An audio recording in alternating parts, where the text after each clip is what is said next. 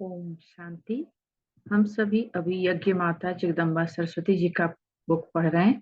Last part में हमने देखा कि बहुत सारे भाई बहनों ने मम्मा के बारे में छोटे छोटे पार्ट में अपना अनुभव शेयर किया है, और ये अभी इस बुक का लास्ट पार्ट है।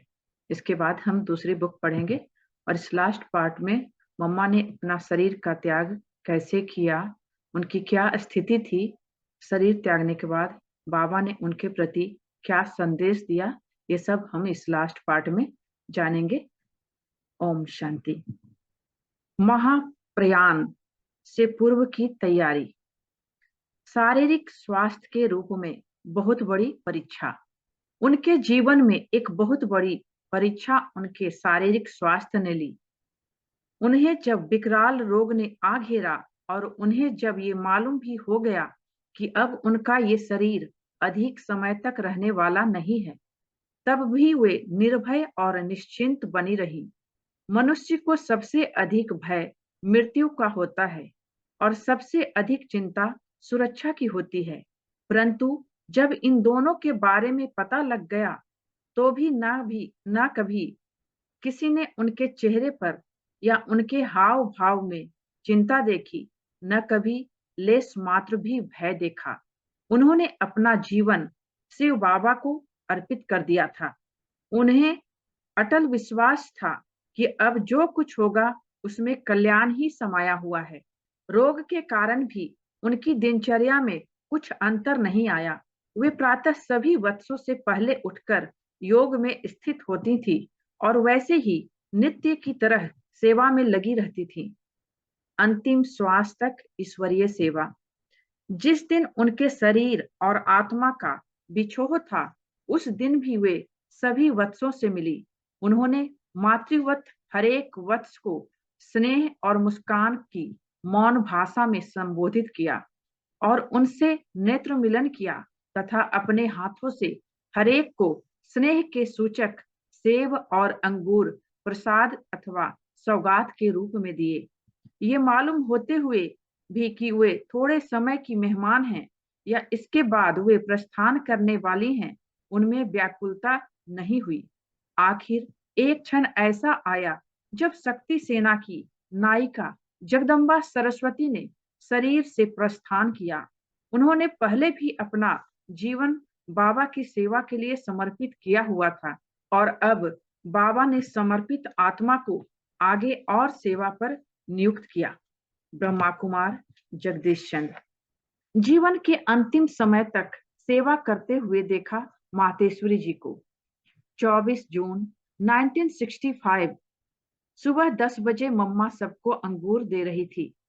किसी को पता तो क्या, किसी ने सोचा भी नहीं होगा कि आज ही मम्मा अपना शरीर त्याग करेंगी। मम्मा को देखने वाले को ऐसा कभी महसूस ही नहीं हुआ। मम्मा मुस्कुराते हुए सबको अंगूर दे रही थी, साथ में इतनी शक्तिशाली दृष्टि भी दे रही थी कि मानो देवी माँ सबको वरदान दे रही हैं। मैंने भी मम्मा से अंगूर और दृष्टि ली। उस दृष्टि में मुझे लाइट का अनुभव हुआ। मैं मम्मा से पहली बार कलकत्ते में मिली थी। उस समय मेरी आयु 27 साल की थी। मम्मा मुरली चला रही थी, मैं उनके सामने बैठी थी। मुरली सुनाते समय मैंने मम्मा की आंखों को देखा तो अनुभव किया जैसे उनकी आंखों से रोशनी निकलकर मेरे ऊपर पड़ रही थी। मुझे अनुभव हो रहा था कि मम्मा से मुझे बहुत शक्ति मिल रही है, जैसे कोई देवी शक्ति की वर्षा कर रही है। जो भी मम्मा को देखता था वह उनके व्यक्तित्व से बहुत प्रभावित होता था। अनुभव होता था कि यह कोई देवी हैं, इनको सदा देखते ही रहें और इनके नजदीक रहें। ब्रह्मा कुमारी सत्यवती तिनसुकिया। माँ सरस्वती, तूने खुद ही खुद को बनाया। मातेश्वरी जी को अंत में कैंसर रोग ने आ घेरा, मगर माँ सरस्वती ने अपने स्वरूप द्वारा प्रत्यक्ष किया कि उनके पास कोई बीमारी है ही नहीं। माँ ने 24 जून 1965 को पुराने शरीर का त्याग किया। मैं 23 जून से मधुबन में ही था। उन दिनों माँ सरस्वती रोग के कारण अपने कमरे से बाहर नहीं निकलती थी। फिर भी बाप दादा के महावाक्य स्पीकर द्वारा कमरे में सुनती थी। बाप दादा ने 23 जून को माँ से कहा कि आपको सभी बच्चों को आम देना है। माँ ने सहर्ष बाबा की आज्ञा का पालन करते हुए हर बच्चे को स्नेहपूर्ण शक्ति संपन्न दृष्टि देते बड़े आराम से बगैर जल्दबाजी किए आम की टोली दी और स्नेह मिलन करते वरदान दिए। माँ उस समय ऐसी स्थिति में थी कि बैठ भी नहीं सकती थी, क्योंकि रोग का पूर्ण रूप से तीव्र आक्रमण था। मगर माँ सरस्वती ने प्रकृति जीत का प्रत्यक्ष प्रमाण देते हुए बाबा की आज्ञा का पालन करते हुए अपनी संपूर्णता का साक्षात्कार कराया। मैंने आज तक बहुत कैंसर के मरीजों को देखा है। वे अंत समय असहाय और शक्तिहीन होते हैं और असहनीय दर्दों से ओतप्रोत होते हैं, मगर माँ सरस्वती जी ने ईश्वरीय ज्ञान योग का प्रत्यक्ष प्रमाण देकर इस असाध्य रोग को भी परास्त कर दिया था। 24 जून को माँ सरस्वती जी ने हर्षित चेहरे द्वारा अपनी संपूर्णता को प्राप्त कर इस नश्वर देह का त्याग किया। दिल्ली के कवि भाई ने कविता द्वारा अपनी श्रद्धांजलि अर्पित करते हुए कहा, इस यज्ञ में शिव ने ब्रह्मा पद था बनाया, लेकिन हे मम्मा सरस्वती, तूने खुद को खुद ही बनाया। जब यह यज्ञ स्थापन हुआ तो शिव बाबा ने कहा कि इस दादा के तन का आधार लेकर मैं सतयुगी दैवी दुनिया की स्थापना करता हूँ। यही ब्रह्मा है, लेकिन मम्मा जगदम्बा सरस्वती जी ने अपने ही पुरुषार्थ द्वारा अपने आप को प्रत्यक्ष किया। यज्ञ माता बनकर संपूर्ण रूप से जिस्मानी तथा रूहानी रूप से यज्ञ को संभाला। ब्रह्मा कुमार, विद्यासागर, दिल्ली से। मातेश्वरी नष्टो मोहा स्मृति स्वरूपा थी। शायद बाबा को पता था कि आज मम्मा अपना शरीर छोड़ने वाली हैं। इस कारण बाबा ने उस दिन सुबह ही मम्मा के हाथों से सब यज्ञवत्सों को अंगूर दिलवाए थे। बाबा दिन में विश्राम कर 4 या 4:15 बजे उठे और मुझसे कहा, बच्ची जाओ मम्मा को देख कर आओ। मैंने बाबा के हाथ में पानी का गिलास दिया और मम्मा के कमरे में गई। मम्मा की गर्दन बाजू में झुकी हुई थी। मैं तुरंत बाबा के पास दौड़ कर आई और बाबा बाबा कहने लगी तो बाबा समझ गए। बाबा तुरंत उठकर मम्मा के कमरे में गए। मैं भी उनके साथ चली गई। बाबा ने मम्मा को देखा और कहा, अच्छा मम्मा शिव बाबा के पास चली गई। वहां से बाबा अपने कमरे में जाकर पत्र लिखने लगे। उसी वक्त 2 बहनें बाबा के पास आईं। बाबा ने कहा, आ गई बच्ची। वे रोने लगी तो बाबा ने कहा, क्या तुम बाबा के सामने मम्मा का दुख जताने आई हो? तुम बाबा के सामने रो रही हो? रोते कौन हैं? विधवा। मम्मा तो तुम्हारी थी ही नहीं, वह शिव बाबा की थी और शिव बाबा के पास चली गई। ब्रह्मा कुमारी, दादी संतरी जी। वो गुरुवार का दिन था, 24 जून 1965। गुरुवार सुबह 10 बजे मम्मा ने सभी को अंगूर दिए। उस समय अंगूर का बगीचा बहुत बड़ा था। अंगूर भी बहुत निकले हुए थे, परंतु मम्मा की बीमारी इतनी बढ़ गई थी कि कई दिनों से मम्मा ने बाहर आना ही बंद कर दिया था। मम्मा बोलना बहुत कम कर दिया था, लेकिन मम्मा की अवस्था में कोई परिवर्तन नहीं आया। पहले जैसी ही उनकी वरदानी दृष्टि थी, पहले के जैसे ही मुस्कुराहट थी, वही निश्चिंत और अचल भाव था। अभी जो यीशु बहन का ऑफिस है, वहां मम्मा ने हर बच्चे को 4-4 अंगूर अपने हाथों से दिए। बाद में जमुना बहन बाबा को मम्मा के कमरे में लेकर आई। बाबा ने देखा और तुरंत डॉक्टर को बुलाने किसी को भेजा। डॉक्टर आया और चेक करके बताया कि मम्मा ने शरीर छोड़ दिया है। बाद में सब जगह संदेश भी भेज दिया। मम्मा ने 24 जून शाम करीब 4 बजे शरीर छोड़ा और 25 जून को मम्मा का अंतिम संस्कार किया गया। ब्रह्मा कुमार, ओम प्रकाश भाई, मधुबन। मम्मा के अंतिम दिनों के साथ का अनुभव। मुंबई से ब्रह्मा कुमार भ्राता रमेश जी कहते हैं कि अप्रैल 1964 से मम्मा के साथ मेरे व्यक्तिगत अनुभव बहुत ही गहरे और हृदय स्पर्शी थे। मम्मा अप्रैल 1964 में मधुबन से सेवा केंद्रों पर चक्कर लगाने आई थी। मम्मा पंजाब का चक्कर लगाते हुए कानपुर पहुंची। मैं मुंबई में था। एक दिन अचानक कानपुर से मुझे फोन में बताया गया कि कल मम्मा को एक डॉक्टर को दिखाया गया तो मम्मा की छाती पर एक गांठ दिखाई पड़ी। एक अन्य डॉक्टर को दिखाया तो उस डॉक्टर ने कहा कि यह गांठ कुछ विचित्र लगती है, इसलिए मातेश्वरी जी को मुंबई ले जाना चाहिए और वहां टाटा हॉस्पिटल में जांच करानी चाहिए। फिर कानपुर के भाई बहनों ने कहा, हमने बाबा को बताया तो बाबा ने कहा कि मम्मा पहले आबू आए। मम्मा के आबू आने के बाद क्या करना है, क्या नहीं करना, इसका फैसला बाबा करेंगे। बीमारी की गंभीरता को जानते हुए मैंने फोन द्वारा मधुबन में बाबा से विचार विमर्श किया। मम्मा को कानपुर से सीधा मुंबई ले आने का निर्णय लिया गया। दादा विश्व किशोर भी मधुबन से मुंबई आए। दादा विश्व किशोर के साथ मिलकर मैंने अपनी पहचान वाले डॉक्टर जायसवाल जी से टाटा हॉस्पिटल में चेकअप कराने का कार्यक्रम बनाया। चेकअप करने पर डॉक्टरों ने ऑपरेशन करने का फैसला लिया। ऑपरेशन का समय निश्चित हो गया। 2 दिन के बाद फिर हम मम्मा को हॉस्पिटल लेकर गए। ऑपरेशन थिएटर तक मम्मा को मैं और विश्व किशोर भाव ही लेकर गए। वार्ड बॉयज को नहीं दिया। ऑपरेशन थिएटर में मम्मा के साथ मेरी लौकिक बहन डॉक्टर अनीला भी थी। वह आकर जैसे जैसे समाचार सुनाती थी, वैसे वैसे हम मधुबन में बाबा को सब समाचार साथ साथ बताते रहते थे। उसके बाद अस्पताल से मम्मा को मुंबई में अपने घर ले आए। ऑपरेशन के बाद मम्मा मुंबई में 1.5 महीने रही। बाद में हम मम्मा को लेकर मधुबन आए। डॉक्टर ने कहा था कि हर 3 महीने में चेकअप कराने के लिए मम्मा को मुंबई लाना पड़ेगा। मम्मा आती रही। जनवरी 12 1965 को मम्मा को टाटा हॉस्पिटल में फिर दिखाया। जांच के बाद डॉक्टर ने 3 महीने बाद फिर चेकअप कराने को कहा। मम्मा मुंबई से बेंगलोर गई। वहां 1.5-2 महीने रही। बाद में पुणे आई। अप्रैल 18 को मम्मा चेकअप के लिए मुंबई आई।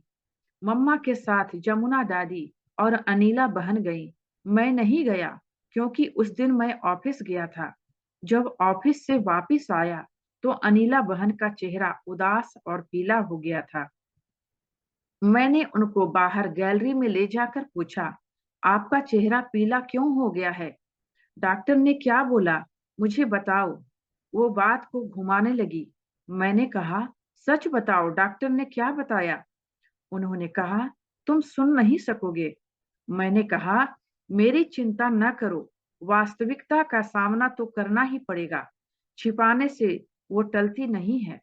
फिर उन्होंने कहा कि मम्मा का कैंसर दावानल यानी वाइल्ड फायर, जंगल की आग की तरह फेफड़े की ओर फैल रहा है। इसका अर्थ डॉक्टर ने बताया है कि मरीज ज्यादा से ज्यादा 3-4 महीने तक जी सकेगा। दूसरे दिन मैं सील दादी के पास गया और कहा कि वतन में जाकर अव्यक्त बाबा को आवश्यक कार्य के लिए अपने तन में आने का अनुरोध करो। सील दादी ने कहा, आपको जो भी संदेश देना है मुझे दे दो, मैं सुबह उनके पास ले जाऊंगी। बाबा इतना साधारण है क्या कि जब चाहे आप बुलाओ और वो आ जाए? मैंने कहा, बात ऐसी ही है जो मैं आपको संदेश में भी नहीं सुना सकता। इसलिए आप बाबा के पास जाइए। मुझे पूरा विश्वास है कि बाबा जरूर आएगा। बहुत गुप्त और महत्वपूर्ण बात है, इसलिए आप जाइए। वे ध्यान में गईं और 5 मिनट के बाद बाबा उनके तन में आए। बाबा से बातचीत हुई, सारा समाचार बताया। फिर बाबा ने कहा, बच्चा, यह ड्रामा की भाभी है, टल नहीं सकती। अच्छा, तुमको एक काम करना है। यह बात तुम एक कागज पर मम्मा के लिए लिखो कि डॉक्टर ने आपके जीवन की अवधि केवल 3 महीने ही बताई है। आप सोचिए, दुनिया में कौन सा ऐसा बच्चा होता है जो अपनी माँ को लिखेगा कि माँ, तुम्हारा जीवन सिर्फ 3-4 महीने शेष है, उसके बाद आप शरीर छोड़ेंगी। अभी तो मैं बहुत शांति से आपको बता रहा हूँ, लेकिन उस समय बाबा के सामने ना ना कहता था और आंखों में आंसुओं की धारा बह रही थी। मैं कह रहा था, बाबा, मेरे से यह काम नहीं होगा, नहीं होगा। बाबा कहने लगे, यह कार्य तुमको ही करना होगा। बाबा तुम्हें शक्ति देंगे। आज रात को ऑफिस में जाओ, मम्मा को पत्र लिखो और मम्मा के हाथ में ही दो। फिर मम्मा के पढ़ने के बाद उस पत्र को एक लिफाफे में डालकर मधुबन भेजना। ऊपर लिखना, साकार बाबा को ही मिले। तुम्हारी लिखत साकार बाबा ही पढ़ेंगे और कोई नहीं पढ़ सकेंगे। मैं ऑफिस गया और लिखना शुरू किया। 5-6 बार कोशिश की, परंतु लिखने की हिम्मत ही नहीं आई। आखिर किसी प्रकार मम्मा को पत्र लिखा और उसे एक लिफाफे में बंद किया।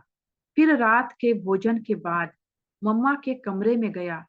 वह चिट्ठी मम्मा को दी और कहा, मम्मा, यह आपको पढ़नी है। मम्मा ने कहा, यह किसकी चिट्ठी है? मैंने कहा, अव्यक्त बाप ने मुझसे लिखवाई है। मम्मा ने पढ़ा और कहा, ड्रामा की भाभी। देखिए, मम्मा का ड्रामा पर कितना निश्चय था कि सब कुछ जानते हुए भी कितनी निश्चिंत और अडोल थी। चिट्ठी पढ़कर मुझे वापस की। मैंने उसको आबू में साकार बाबा के लिए भेज दिया।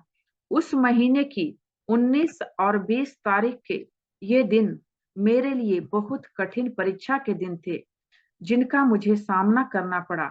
दिल पर पत्थर रखकर मैंने इस पेपर को पास किया। उसके बाद रेडिएशन कराने के लिए रोज मम्मा को हॉस्पिटल ले जाना पड़ता था, ताकि कैंसर और जगह नहीं फैले। अंतिम बार डॉक्टर के पास मम्मा को अनिला बहन लेकर गई, जांच करवाई। तब डॉक्टर ने कहा, अब कैंसर बहुत बढ़ गया है, दुनिया की कोई भी दवाई अब काम नहीं करेगी। आप कृपया इनको जहां चाहें वहां ले जाइए, ताकि ये शांति से अपना शरीर छोड़ सकें।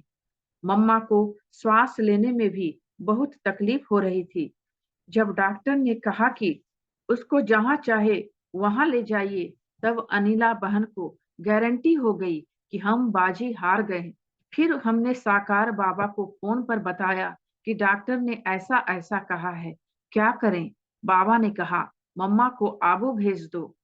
4 जून 1965 को जब मम्मा हमारे घर से मधुबन के लिए विदाई लेने वाली थी, उस दिन मैं गीत का एक नया रिकॉर्ड घर लेकर आया था। वो था, ओ जाने वाले, हो सके तो लौट के आना। दादी कुमारका और दादी ब्रिजेंद्रा बाहर बैठी हुई थी। दादी जी को मैंने कहा कि यह 3 मिनट का रिकॉर्ड है, पूरा होने के बाद आप इसको फिर से चलाना। मैं 6 मिनट मम्मा के साथ व्यतीत करूंगा। मैं मम्मा के कमरे में गया और गीत बजना शुरू हो गया। जब दादी जी ने यह गीत सुना तो उसको बंद कर दिया। दादी जी कहने लगी कि ऐसा गीत नहीं बजाना चाहिए। क्या समझते हो रमेश जी? मैंने कहा, दादी, हम अपने घर से मम्मा को विदाई दे रहे हैं, यह हमारा निमंत्रण है। इस प्रकार दादी जी को हमने मना लिया। उनको पसंद नहीं था, फिर भी उन्होंने रिकॉर्ड चलाया। मुझे मालूम था कि मम्मा की क्या स्थिति है और भविष्य में क्या होने वाला है। मम्मा ने मेरे हाथ में अपना हाथ रखा और 6 मिनट तक मुझे प्यार भरी दृष्टि देती रही। मैं भी दृष्टि लेता रहा। बाद में मम्मा को व्हील चेयर पर नीचे लेकर आए और कार में बिठाया। ट्रेन में भी मम्मा को विदाई दे दी। विदाई के समय पर मम्मा की आंखों में प्रेम के आंसू भरे थे। आगे क्या होगा यह मम्मा को भी मालूम था और मुझे भी। अन्य यज्ञ वत्स यह सोच भी नहीं सकते थे कि मम्मा हमारा साथ छोड़ जाएंगी। फिर मम्मा को जमुना दादी, अनिला बहन और ब्रह्मा बाबा के लौकिक बेटे नारायण भाई के साथ आबू भेज दिया। अगले दिन गुरुवार था। उस दिन शील दादी भोग लेकर जा रही थी। उनको हमने कहा कि बाबा के पास हमारा एक संदेश ले जाना कि बाबा, हमने आज तक आपसे कुछ भी नहीं मांगा। आज एक चीज मांग रहा हूँ कि जब मम्मा शरीर छोड़े उस समय मैं वहां हाजिर रहूं। शील दादी एकदम बोल पड़ी, क्या आप इतने नास्तिक बन गए? मम्मा कभी शरीर छोड़े, ऐसा कभी हो सकता है? ऐसी बातें करते हो। मैंने कहा, आप सिर्फ बाबा को मेरा संदेश दे देना। अगर मम्मा शरीर छोड़ने वाली नहीं होंगी तो बाबा बता देंगे कि मम्मा शरीर नहीं छोड़ने वाली है, और यह भी बता देंगे कि कैसे बाबा उनको आबू में नई नई दवाई देंगे और मम्मा कैसे ठीक हो जाएंगी। यह बात सिल दादी को भी अच्छी लगी। वे संदेश लेकर गई। बाबा ने कहा, ड्रामा को मंजूर है तो रमेश वहां पहुंच जाएगा। नीचे आने के बाद सील दादी ने कहा, बाबा ने तो यह नहीं कहा कि आपका संदेश गलत है। ड्रामा को मंजूर है तो रमेश वहां पहुंच जाएगा, तो इसका अर्थ क्या है? मैंने कहा, मुझे क्या मालूम, यह तो चतुर सुजान बाबा ही जाने। दिन बीतते गए। मम्मा ने जब शरीर छोड़ा तो पहला पहला ट्रंक कॉल बाबा ने मुंबई ही कराया था, और वह फोन मैंने ही उठाया था। बताया गया कि मम्मा ने शाम को 4 या 4:10 पर शरीर छोड़ा है। जब फोन आया था उस समय सब क्लास में थे। आपस में विचार विमर्श किया गया कि क्या करें। फैसला यह किया गया कि कुमारका दादी, सीता माता, ये दोनों और इनके साथ मैं रात्रि 9 बजे चलने वाली गुजरात मेल से निकले। निर्वैर भाई हमको स्टेशन तक छोड़ आए। मैंने कहा कि मैं अपनी लौकिक बहन अनीला के घर जाकर सीधा स्टेशन आता हूँ। आप मेरे लिए टिकट ले लेना और मेरे लिए एक सीट रखना। जब अनीला बहन के पास गया तो उन्होंने कहा, बॉडी तो ज्यादा समय नहीं रख सकते, इसलिए नहीं जाएं तो अच्छा है। हम नहीं गए। निर्वैर भाई उनको छोड़ने गए थे तो दादी ने कहा, निर्वैर भाई, रमेश भाई आया नहीं तो आप ही चलो हमारे साथ। वे साथ में चले गए। फिर हम अपने घर पर गए, थोड़ा जलपान किया, फिर वाटरलू सेंटर पर गए। वहां सब मुझे कहने लगे कि आपको जाना चाहिए। सुबह 6 बजे अहमदाबाद के लिए एक फ्लाइट थी। तुरंत उसमें टिकट बुक करवा ली। हम 5 थे। मेल ट्रेन अहमदाबाद से सुबह 8 बजे निकलती थी। फ्लाइट एयरपोर्ट पर 7:15 पर पहुंचती है। जब हम टैक्सी द्वारा मेहसाना तक पहुंचे तब मेल प्लेटफॉर्म पर खड़ी थी। हम भी दादी के साथ मिल गए। रात को ही हमने मम्मा के लिए फूलों की चद्दर, चंदन की लकड़ी आदि ले लिए थे। नीचे भूरी दादी स्टेशन पर थी। पहुंचते ही उन्होंने कहा, आप सब अपना सामान यहीं छोड़ देना और अंतिम संस्कार के स्थान पर जाना। आपके लिए सब इंतजार कर रहे हैं। हम सब वहां पहुंचे, सबको चंदन के टुकड़े दिए, फूलों की चद्दर बॉडी पर बिछाई और अग्नि स्पर्श का कार्य संपन्न हुआ। इस प्रकार हम ड्रामा अनुसार मम्मा के अंतिम संस्कार पर पहुंच गए। मम्मा के बारे में बताने की कई बातें हैं, उनसे सीखने की कई शिक्षाएं हैं, लेकिन कितना भी उनके बारे में बताते जाओ, उनके चरित्र और व्यक्तित्व का गुणगान पूरा नहीं होगा। अभी मम्मा के प्रति संदेश है। मम्मा के बारे में अव्यक्त संदेश। सर्व सेंटर के स्वदर्शन चक्रधारी ब्राह्मण कुलभूषण भाइयों और बहनों, हम मधुवन निवासियों की हार्दिक याद प्यार स्वीकारम। आपको माँ का समाचार तो मालूम हो ही गया होगा कि मीठी माँ स्थूल वतन छोड़ सूक्ष्म वतनवासी बन गई। आह्वान तो हम बच्चों ने ब्रह्मा बाबा के संग बहुत बहुत किया, लेकिन ऑल माइटी बाबा ने अर्जी मंजूर नहीं की। मीठा ड्रामा ही कहें। मुरली समाप्त कर दोपहर 2 बजे माँ को मधुबन धरनी से विदाई देने का प्रोग्राम था। ऑलमाइटी बाबा ने डायरेक्शन दिया था कि माँ के लिए बहुत सजा हुआ चौडोल बनाना है। उसी डायरेक्शन प्रमाण रंग बिरंगे फूलों से, सफेद चादरों से चौडोल को सजाया गया था। पूरे 1:30 बजे माँ के पार्थिव शरीर को फूलों से और चंदन के तिलक आदि से सजाकर तैयार किया गया था। फिर लास्ट टाइम आधा घंटा बाप दादा और हम सब बच्चे अंतिम नयन मुलाकात हेतु हॉल में योग में बैठे और अंत तक यही आह्वान किया कि अब भी बाबा हमारी माँ को वापस भेज दें। आखिर 3 बजे माँ के शरीर की चौड़ोल पर पधरामणि दी गई और तस्वीरें आदि खींचे गई। सब गोप गोपियां लाइन में खड़े थे और चौड़ोल आगे आगे बढ़ता गया। साकार बाबा भी मधुवन के फाटक तक कंधा देने आए। मधुवन गेट के बाहर निकलने के बाद अपने यूनिफॉर्म पहने हम सब बच्चों ने बहुत साइलेंस में 3-3 की लाइन बनाई। पहले भाई, पीछे बहनें जा रही थी। बस यह सीन तो ऐसी लग रही थी जैसे कोई फरिश्तों का जुलूस जा रहा है। बच्चे नंबरवार कंधा देते अग्नि संस्कार स्थल की ओर बढ़ते गए। रास्ते में सब लोग यह विचित्र और अलौकिक नजारा बड़े आश्चर्य से देख रहे थे और कह रहे थे कि यह क्या आश्चर्य है जो इतने लोग और फिर इतनी शांति। आखिर तो रास्ता तय करके उस स्थान तक पहुंच गए जहां अंतिम क्रिया करनी थी। वहां भी सब योग में बैठे रहे और दूसरी तरफ प्रबंध होता रहा। उस अंतिम समय में मुंबई के ब्रह्मावत्स हवाई जहाज और रेल द्वारा यात्रा कर सीधे वहीं पहुंचे। मां के मृतक शरीर को देख सभी बड़े गंभीर रूप में भाविक को देखते रहे। साथ में बहुत फूल और चंदन आदि लाए थे। आखिर वह भी समय आ पहुंचा जो मां के चौडोल पर लकड़ियां रखी गई। बस उस समय ऐसा सन्नाटा छा गया जो सुई भी गिरे तो भी आवाज आए। अब तो सबको निश्चय हो गया कि अब मां स्थूल वतन से विदाई ले रही हैं। फिर तो विश्व किशोर भाई ने बहुत दिल को थमाते हुए मुखाग्नि दी। बस अग्नि ने सब कुछ पंच तत्वों को अर्पित कर दिया।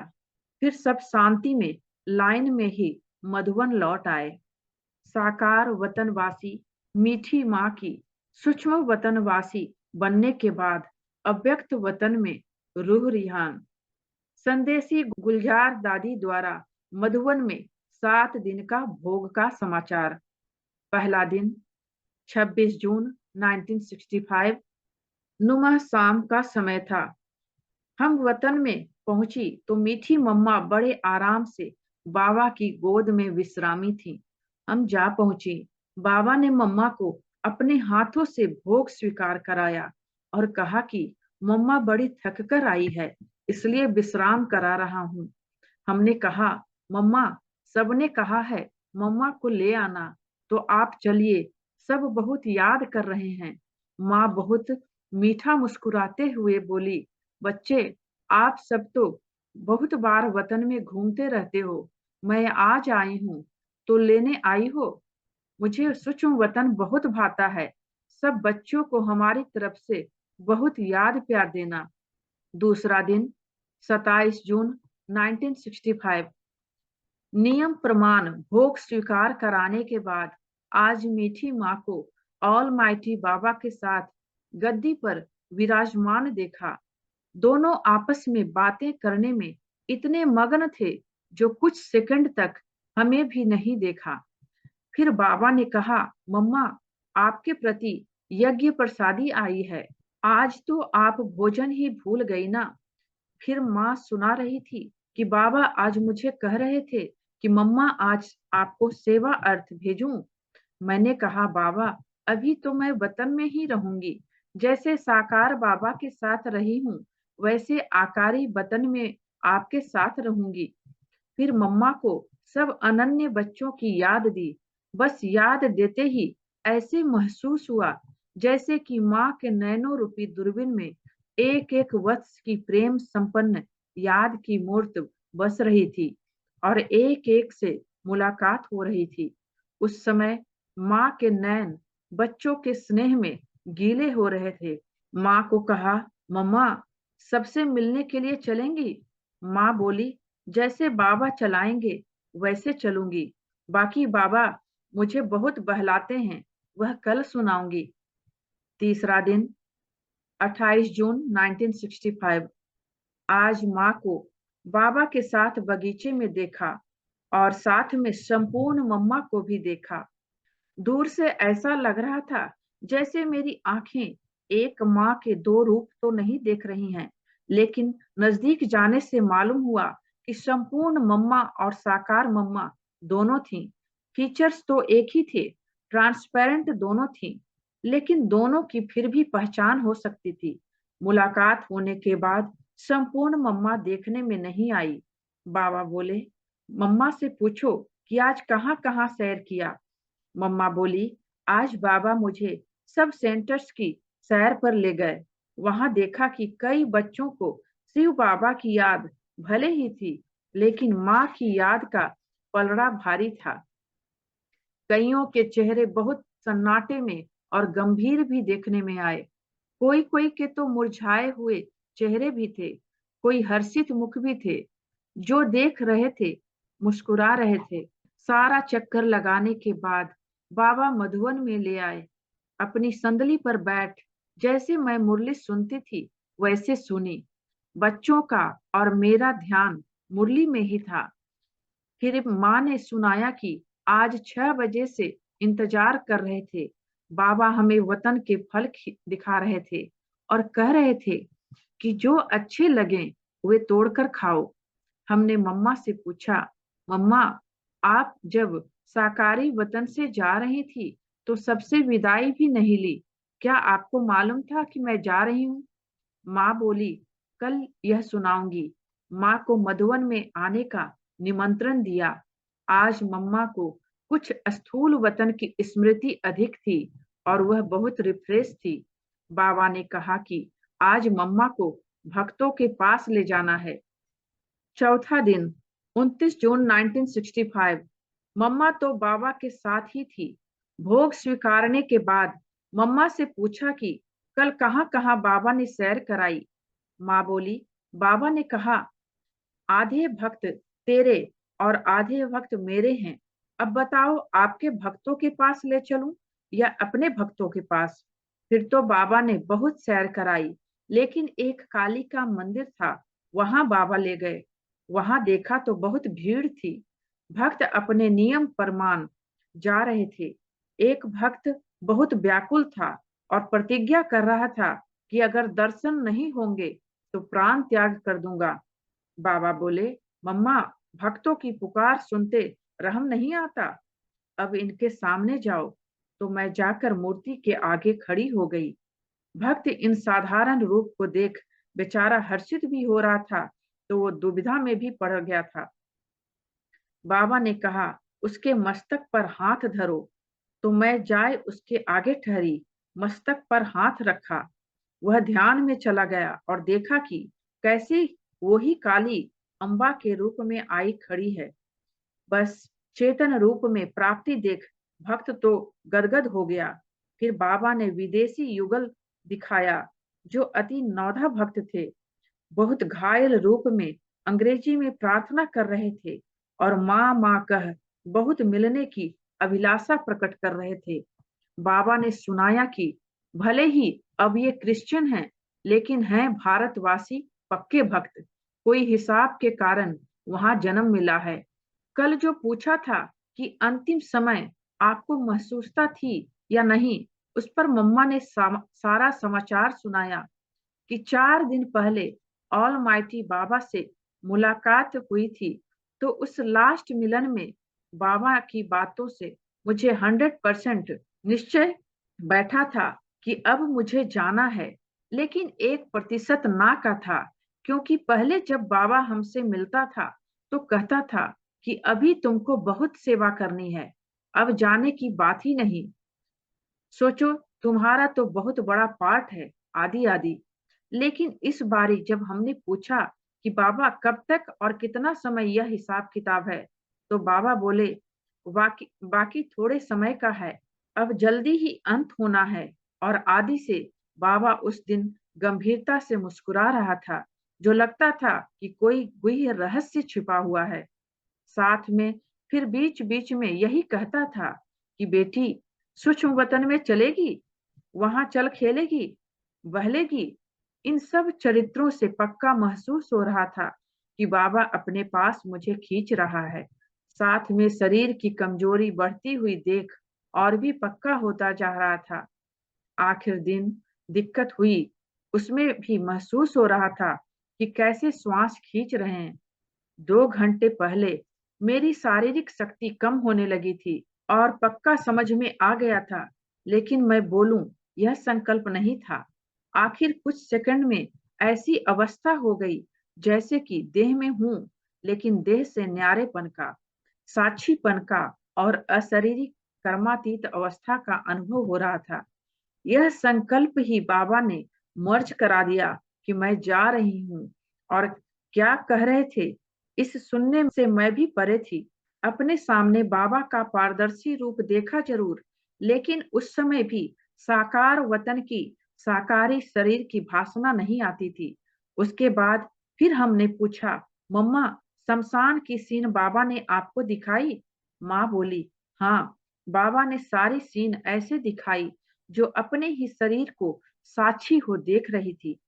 साथ में आप बच्चों के दृश्य को भी देख रही थी कि क्या क्या करते हैं, कैसे कैसे सबकी स्थिति है। 5वां दिन, 29 जून 1965। आज वतन में भोग स्वीकार कराने के बाद माँ ने सब बच्चों की याद में हमको गिट्टी खिलाई।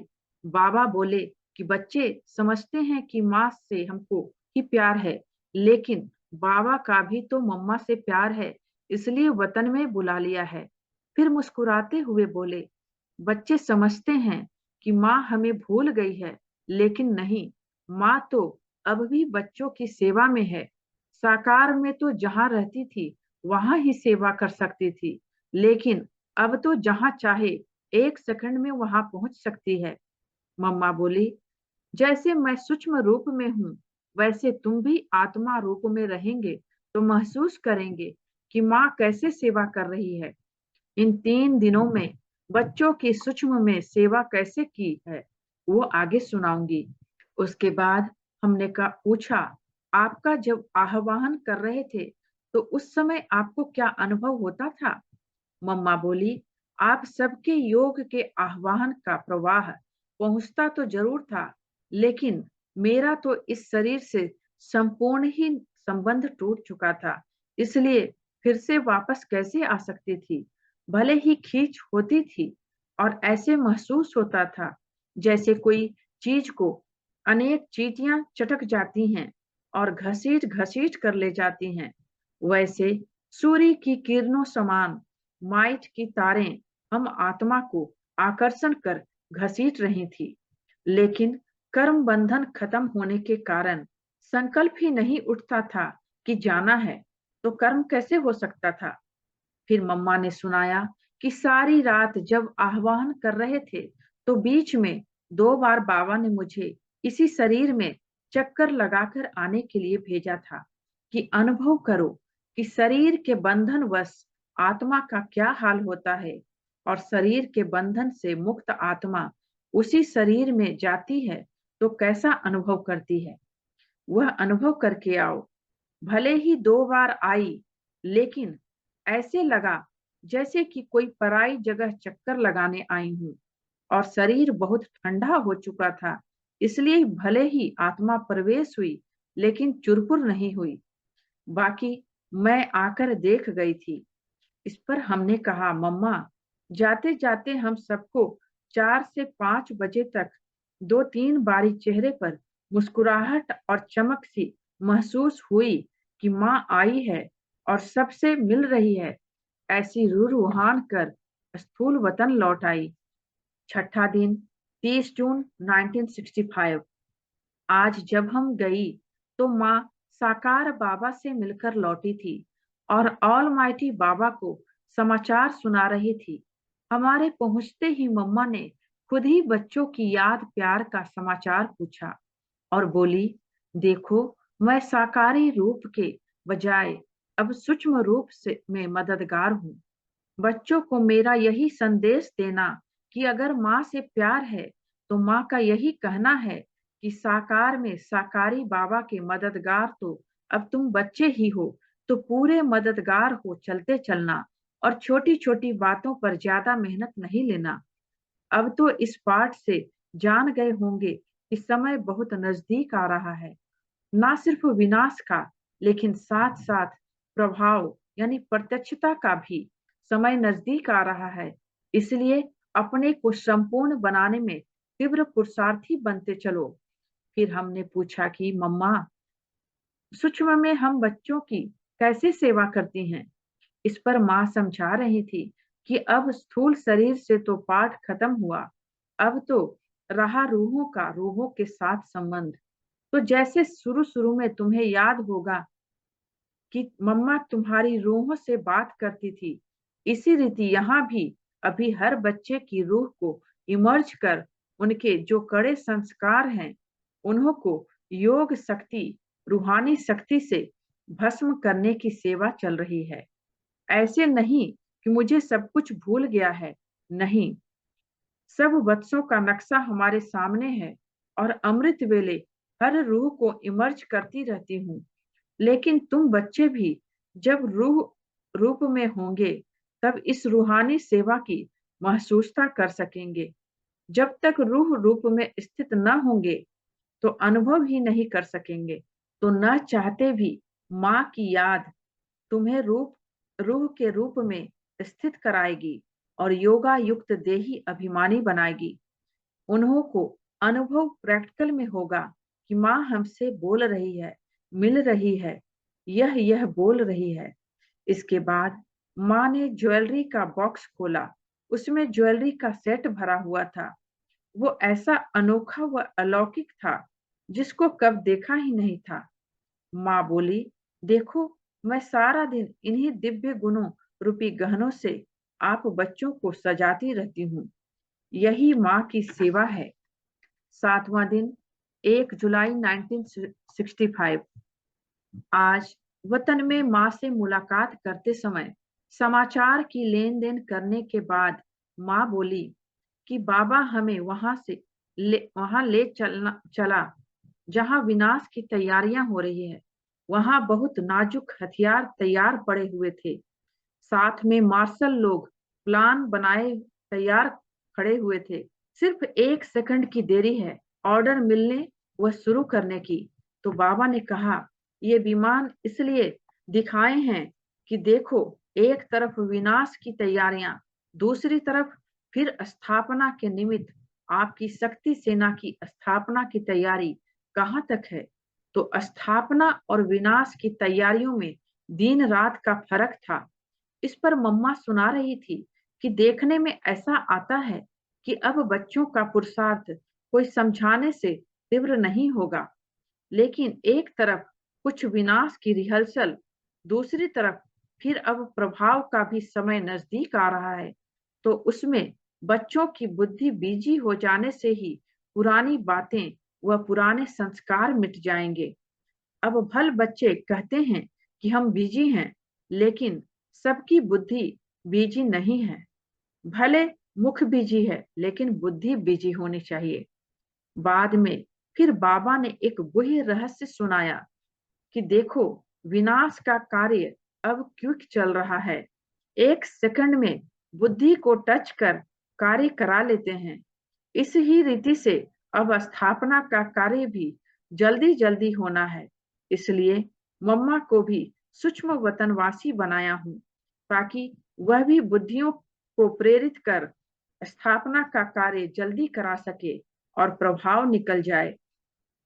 इस प्रकार थोड़े समय में तुम बच्चे अंतःवाहक शरीर द्वारा अंतः प्रेरणाओं से की हुई माँ की सेवा का प्रभाव देखते जाएंगे। देखो, शुरू शुरू में जब प्रेरणा से वह टच होकर तुम लोग आई तो कितनी जल्दी स्थापना हुई और मेहनत भी कितनी कम लगी और अनन्य रत्न भी कितने निकले। अब देखो कितनी मेहनत और कितना समय लगता है। तो अंत में फिर अब टचिंग का ही पार्ट चलना है। इसलिए बच्चों को यही समझना चाहिए कि अब समय बहुत नजदीक है। ऐसा ना हो कि कई पॉइंट मिसला ब्रह्मा की 100 वर्ष की आयु है, अभी इतना समय पड़ा है आदि किसी भी आधार पर न ठहर पुरुषार्थ करते चलो। साथ में बाबा ने यह भी सुनाया कि किसी देश का बड़ा आदमी आदि अन्य देश में जाते हैं तो उनकी कितनी मेहमान नवाजी करते हैं और सब मुख्य चीजें खिलाते हैं, सैर कराते हैं। इस रीति से मम्मा भी सूक्ष्म वतन वासी बनी है, तो मम्मा को विष्णुपुरी, शंकरपुरी, निर्वाण धाम आदि की बहुत सैर करानी है। अच्छा, आज गुरुवार है, मम्मा को भी निमंत्रण दिया हुआ है आने के लिए। यह तो बच्चों को बतलाया है कि अब मम्मा सूक्ष्म वतन में बाबा के पास रहने वाली है। बाबा को बुलाए पूछा था कि इनको तो हमारे साथ अंत तक चलना था, फिर आपने इनको अपना साथी बना लिया। बाबा ने बोला, ड्रामा में जो नोंद है सो तो होगा ही, मुझे इनसे बहुत काम कराना है। इनका जो हिसाब किताब था वो भोगना से चुक्त हो गया। यह तो हमारा राइट हैंड है। बच्चों को मम्मा आकर सारा समाचार सुनाएगी कि अंत में क्या हुआ, कैसे चली गई, सब सुनाएगी। आत्मा को सब मालूम है ना। मम्मा को बहुत अच्छी लिफ्ट मिली है, इसमें तो और ही खुशी हो जानी चाहिए। अच्छा, गुलजार संदेशी उड़कर वतन पधारी और प्यारी मीठी माँ गुलजार के रथ पर सवार हो मधुवन पधारी। पहले पहले तो साकार बाबा से नैन मुलाकात कर हाथ में हाथ दिया। बाबा बोले, मम्मा आई है, पधारी है, अब बच्चों से मुलाकात करेगी और अपना समाचार भी सुनाएगी। प्राण माँ ने महावाक्य उच्चारे। सब बच्चों का याद और प्यार का रिस्पॉन्ड करने के लिए यहाँ पधारी है। अब तक सूक्ष्म वतन में ही निवास करती है। शिव बाबा ने कुछ योग बल से, कुछ कर्म भोग से जो भी अनेक जन्मों का हिसाब किताब था वह जल्दी ही चुकता करा दिया। इसलिए अब निर्बंधन आत्मा बन जैसे आप बच्चों की सेवा में थी वैसे ही हूँ और अंत तक साथ में रहूंगी। सिर्फ साकार व आकार का अंतर हुआ है, बाकी तो यह साथ अनादि और अविनाशी है ही। रोज बच्चों से मिलते भी रहते हैं, आगे भी मिलते रहेंगे। अंत समय में कुछ समय पहले कष्ट कम महसूस होने लगा था और अशरीरी कर्मातीत अवस्था का इस शरीर में होते हुए भी कुछ सेकंड अनुभव हुआ था और उस ही अंत मते के हिसाब से कर्मातीत अवस्था की गति प्राप्त हुई। अंत के समय का यही अनुभव है। अब निर्मोही, अनासक्त, कर्मातीत, कर्म बंधन मुक्त होकर सारी दुनिया की सेवा में शिव बाबा के साथ उपस्थित हूँ। फिकर की कोई बात नहीं, हम बहुत राजी खुशी में हैं और आपके साथ हैं। इसलिए आप सब भी जल्दी जल्दी अनासक्त, अंतर्मुखी और अचल स्थिति को प्राप्त करो और अपने राज्य की स्थापना के कार्य में मददगार बनते चलो। साकार बाबा ने कहा, मम्मा, आप जैसे सब बच्चों को भोग देती थी वैसे ही अपने हाथों से सबको प्रसाद दे दो। फिर नियम प्रमाण सबको अमृत पिलाकर बाप दादा अव्यक्त मम्मा के पास भेजते गए और मम्मा हर एक को मीठी दृष्टि देते भोग का दोना हाथ में देती रही। बीच में किसी से इशारे से सुख समाचार भी पूछती गई, किसी से खास मुस्कुराते मुलाकात की। कोई ने किसी की याद दी तो उसके प्रति फल भी दिया। मतलब ऐसे लग रहा था जैसे कि प्यारी माँ रूप बदलकर आई है। इस प्रकार भोग देते देते लगभग 2 घंटे बीत गए।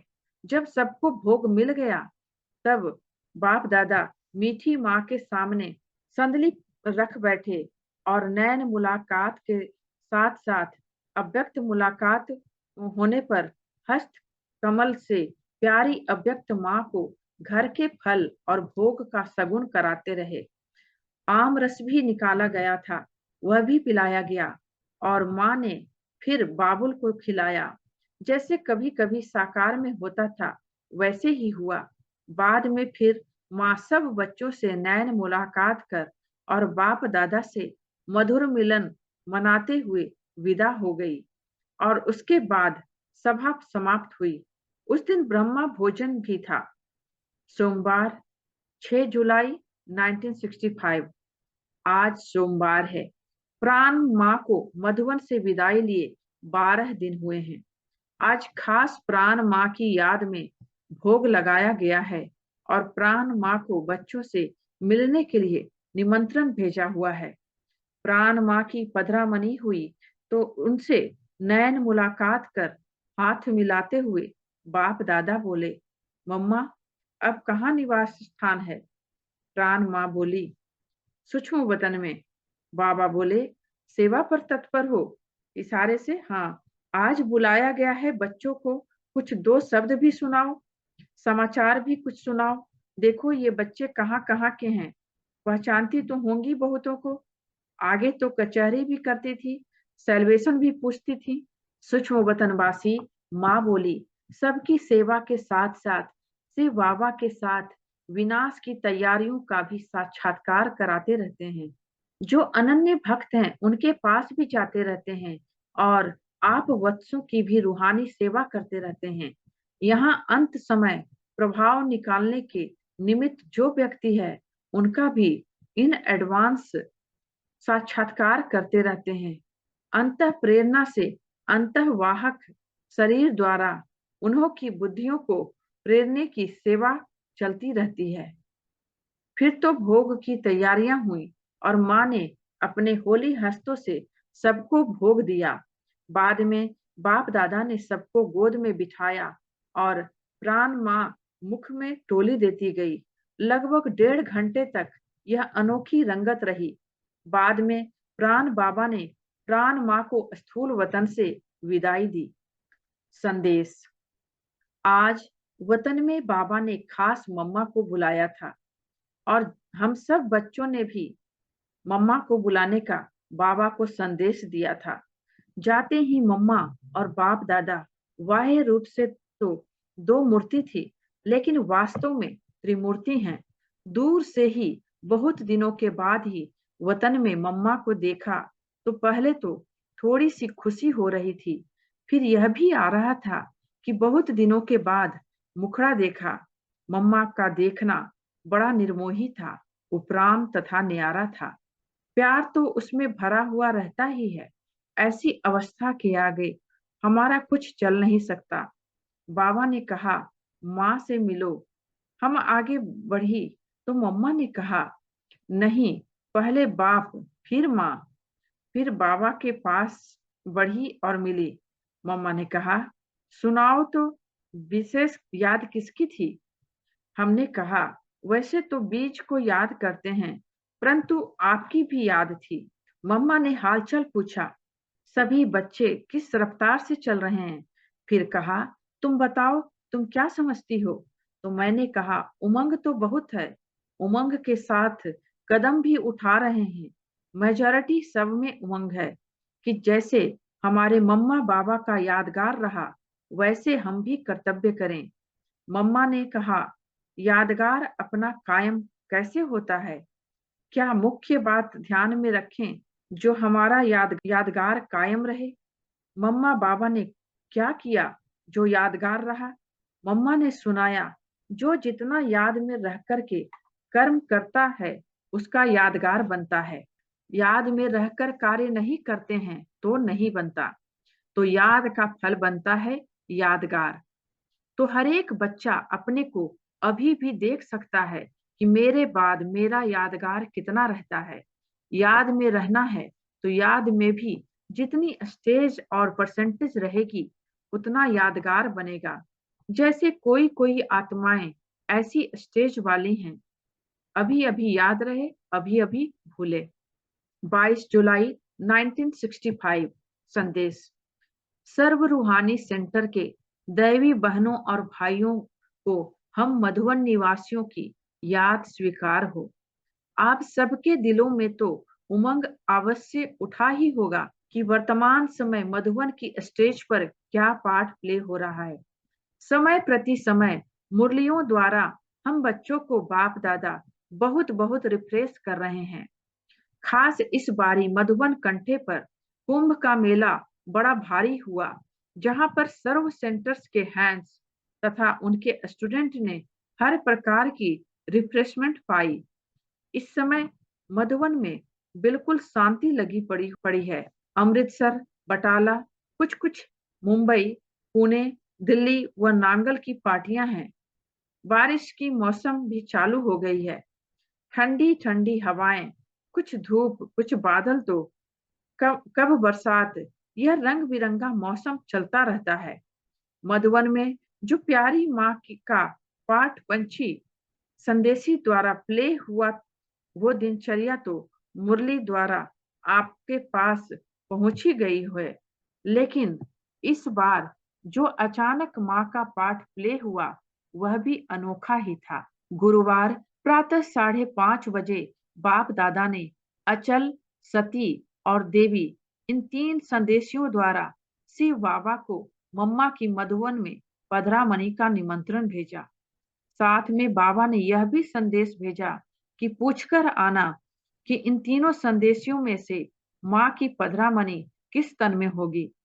शिव बाबा बोले कि साकार बाबा, आप ही जान लेंगे कि माँ किसके तन में आई हैं।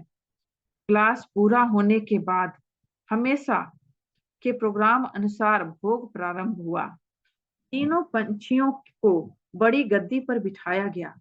बाबा अपना सिंहासन छोड़ उन्हों की बाजू में बैठे, तीनों को दृष्टि देते रहे। पल में तीनों ही जाए पतन में पहुंची। इतने में ही देवी बहन और सती बहन के रथ में संपूर्ण मम्मा तथा ऑल माइटी बाबा की पधरामणि हुई।